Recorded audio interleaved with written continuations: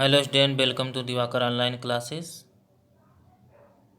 आज आपको जो टॉपिक पढ़ना है उसका नाम है लवण क्या है, यह कैसे बनता है, उदासीनीकरण अभिक्रिया क्या है, लवण परिवार एवं इसके उदाहरण क्या होते हैं, कैसे जो है अम्ल वाले जो लवण होते हैं, कैसे क्षारीय लवण होते हैं, और लवण का पीएच मान कैसे निकाला जाता है, कैसे बताते हैं। तो यह सब चीज़ें आपको इस वीडियो में बताएंगे।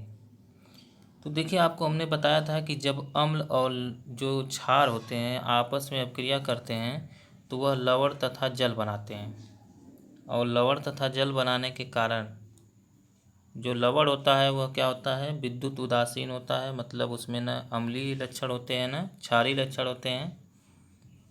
तो आपको उदासीनीकरण अभिक्रिया समझ में आई होगी, पीछे जो हमने बता दिया है।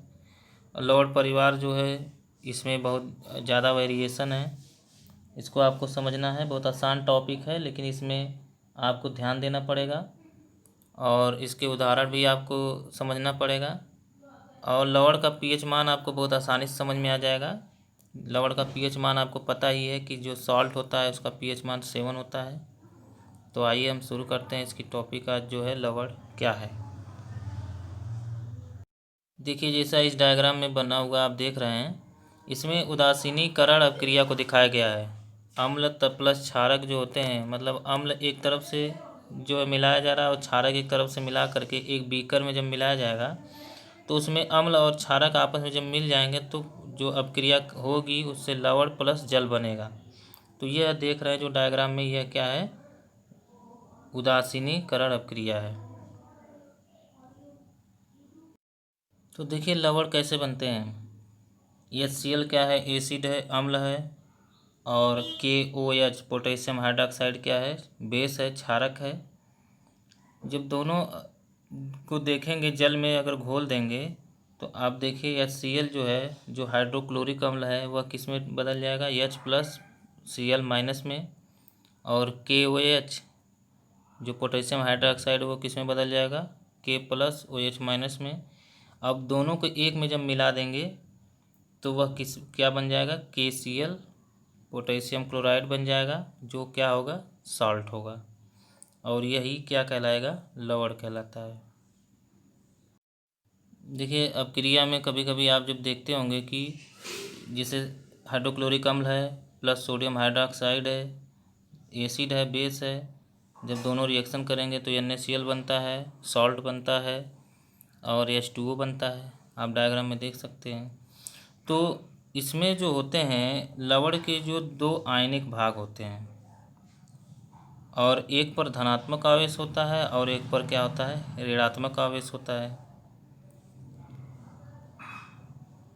तो जो ऋणात्मक और धनात्मक आवेश होता है तो वह देख सकते हैं डायग्राम में कि यही क्या कहता है कि जैसे लवण में जो उपस्थित होते हैं धनात्मक और ऋणात्मक जो संख्या होती है, वह जैसे कुल धनात्मक कितने हैं, कुल ऋणात्मक कितने हैं, ये दोनों ऋणात्मक और धनात्मक आपस में क्या होते हैं, बराबर होते हैं। और जब ये दोनों बराबर होते हैं तो इसी के कारण यह क्या होते हैं, विद्युत उदासीन होते हैं। इनका जो जलीय विलयन होता है वह क्या होता है, विद्युत उदासीन होता है। जलीय विलयन मतलब ये नहीं कि जल में घोलने का, मतलब कि जो आपने जलीय विलयन के बाद जो नमक प्राप्त कर लिया है जो सूखा रहेगा वो विद्युत उदासीन होगा। जल में कर देंगे तो Na+Cl- हो जाएगा, वो विद्युत का चालक हो जाएगा। लेकिन मतलब प्रकृति इनकी जो है विद्युत उदासीन होती है। इस डायग्राम में और आसानी से समझ में आ जाएगा आपको। जैसे HCl है तो H मान लीजिए रेड कलर का है, Cl हरे कलर का है, ग्रीन कलर का है। और सोडियम हाइड्रोक्साइड देखिए यह क्या है, जो है ब्लैक कलर में हल्का हल्का, और OH में है आसमानी कलर में। तो देखिए इधर क्या हुआ कि जो HCl का H है, Cl टूट गया है जल में जाके, H+ में Cl- में बदल गया है, और NaOH में Na+ और OH- में बदल गया है। तो दोनों जब इधर का जो सोडियम है हाइड्रोक्साइड वाला, तो सोडियम इधर से और इधर से Cl आकर के किस में चला गया है, जल में जो बना है वह साल्ट बना लिया है। और HOH ये दोनों मिलके जल बन जाएगा। तो जल आपको दिखेगा नहीं लेकिन सॉल्ट आपको दिखेगा। तो यह इस अभिक्रिया में आप देख सकते हैं। इस डायग्राम में भी यही है, acid base plus acid base equal to क्या है, सॉल्ट है। अगला जो टॉपिक पढ़ना है उसका नाम है लवण परिवार एवं इसके उदाहरण। देखिए जैसे कि परिवार क्या होती है कि आपको हमने बताया कि परिवार जो होती है, मान लीजिए कि जो है जिस आप इसमें परिवार आप जानते होंगे कि जाति के नाम पे रखते हैं लोग। जैसे कि कई कहते हैं कि यादव परिवार है, कोई कहता है राजपूत परिवार है, कोई बोलता है अम्बेडकर परिवार है, कोई बताता है सोनकर परिवार, कोई खान परिवार। तो ये क्यों पड़ा है? क्योंकि किसी का जाति या धर्म के नाम पर उसको क्या पड़ गया है। तो परिवार जो होती है उसका कोई कुछ ऐसा चीज़ होगा जो कॉमन होगा। जैसे राजपूत परिवार, तो कहने का मतलब है कि वो राजपूत होंगे तो वो लिखा जाएगा कि ये राजपूत वो राजपूत। तो राजपूत खाली कॉमन है, तो इसीलिए वो राजपूत परिवार हो गया। तो इसी तरह लवण में कौन होगा, लवण परिवार में अलग अलग लवण परिवार आपको हम बताते हैं। देखिए जो लवण परिवार होती है वह अम्ल जो होते हैं, अम्लों के आधार पर जो उनका वर्गीकरण करेंगे तो सबसे पहला जो परिवार होती है वो होती है क्लोराइड लवण। तो पहला जो है क्लोराइड लवण। तो क्लोराइड लवण में क्या होता है अभी बताते हैं आपको।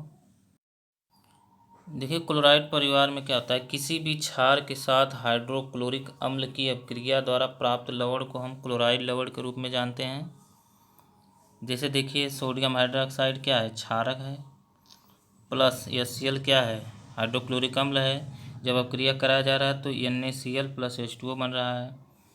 वहीं पर अगर HCl की फिर अभिक्रिया करा दिया जाए पोटेशियम हाइड्रोक्साइड से तो क्या बनेगा, KCl बनेगा। तो जहाँ पर देखिए लास्ट में NaCl KCl मतलब Cl लगा है तो Cl का मतलब हो गया क्लोराइड। तो ये जो परिवार होगी वो कौन सी परिवार हो जाएगी, क्लोराइड की परिवार हो जाएगी। अब इसमें देख लीजिए सबसे पहला है NaCl, इसमें भी Cl लगा है क्लोराइड परिवार। KCl इसमें भी Cl लगा है क्लोराइड परिवार।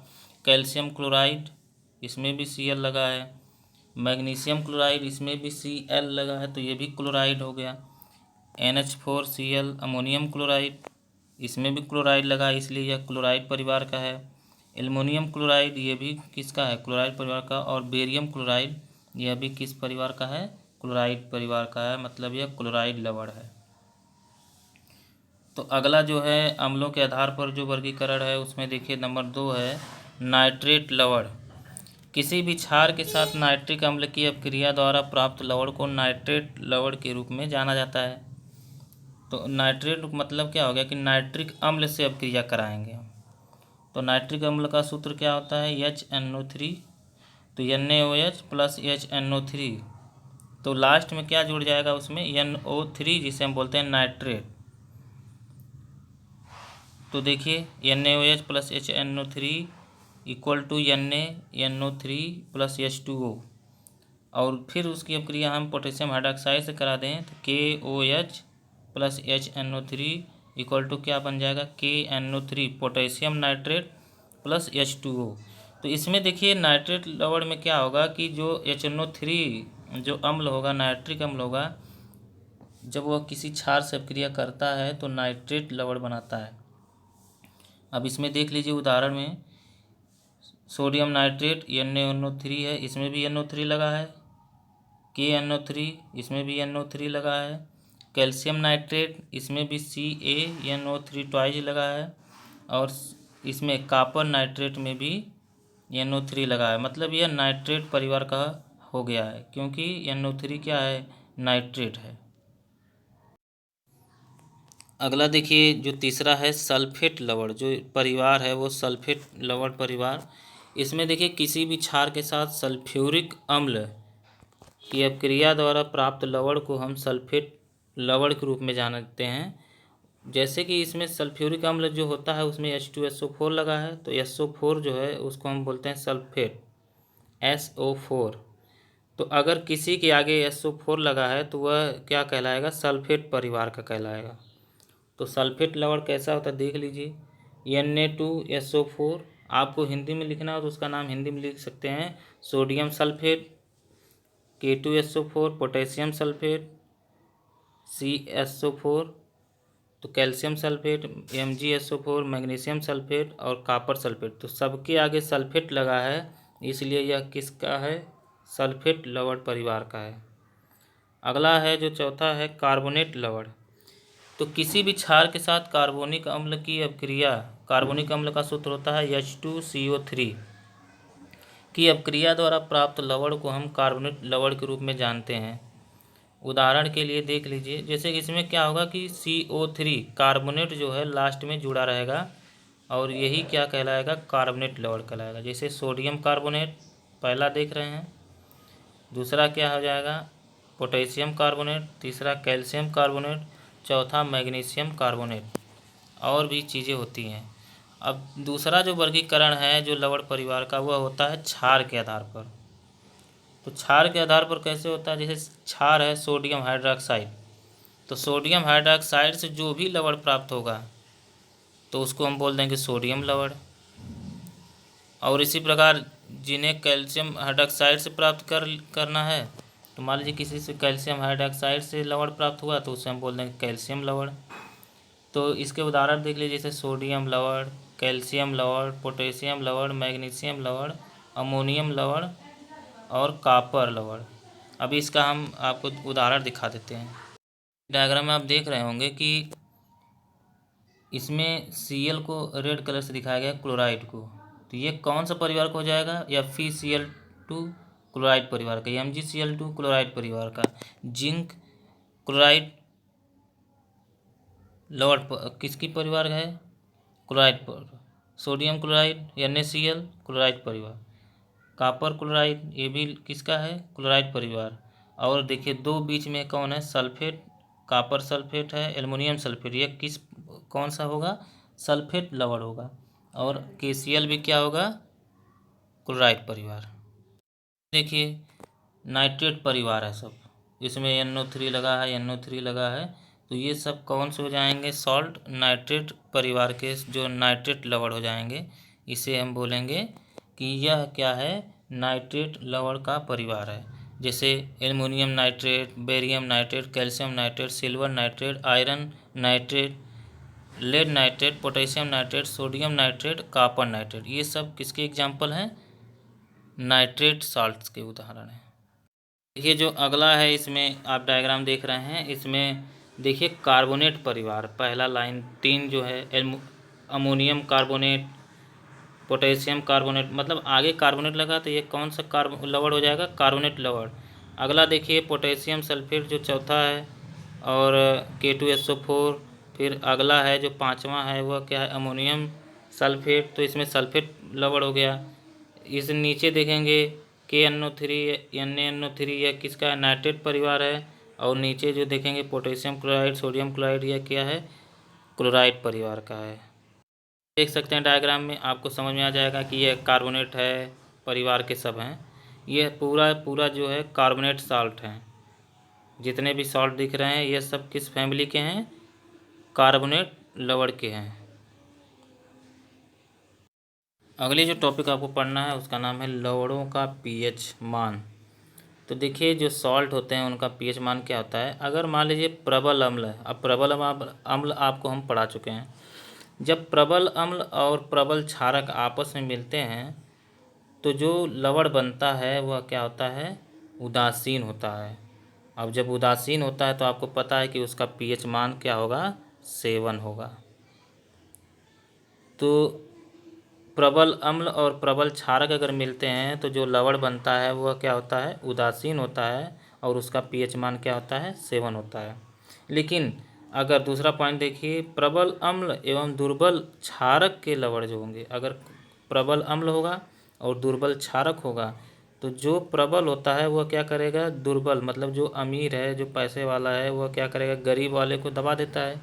तो उसी तरह जो प्रबल अम्ल है और दुर्बल क्षारक से क्रिया करता है तो वह क्या करता है? अपना प्रभाव दिखाता है, अम्लीय प्रभाव दिखाता है और क्षारक को दबा देता है। तो इसलिए उसका जो लवण जो बनेगा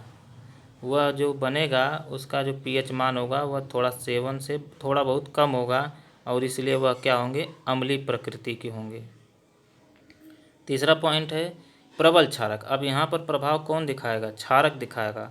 और दुर्बल अम्ल, तो यहाँ पर जो दुर्बल अम्ल है अगर प्रबल क्षारक से क्रिया करता है तो जो लवण बनता है उसके पीएच मान क्या हो जाएंगे, 7 से अधिक हो जाएंगे, क्योंकि यहाँ पर क्षारक अपना प्रभाव दिखाएगा और जब क्षारक होता है तो वह 7 से अधिक होता है। तो यहाँ पर जब प्रभाव दिखाएगा तो यह कैसा लवण हो जाएगा, क्षारकी लवण हो जाएगा। रिलेशन में जो 3 टॉपिक मेन हैं, यह जो है अम्ल, क्षार एवं लवण आज समाप्त हो गया। अब आगे जो आपको जो नेक्स्ट टॉपिक है वो नेक्स्ट क्लास में पढ़ाएंगे। उम्मीद करता हूँ आपको यह वीडियो पसंद आई होगी। अगर पसंद आई होगी तो इसको लाइक कर दीजिएगा और मेरा चैनल जो है सब्सक्राइब कर लीजिए, ताकि अगर हम कभी भी वीडियो अपलोड करें तो उसका नोटिफिकेशन आपके चैनल पे मिल जाए, आपके यूट्यूब पे मिल जाए। और अगर हो सके तो अपने जो क्लासमेट हैं, कहीं कहीं और पढ़ते भी हों, आप जो जानते हो जिनको, उनको भी हमारी वीडियो शेयर कर सकते हैं। वीडियो देखने के लिए बहुत बहुत धन्यवाद।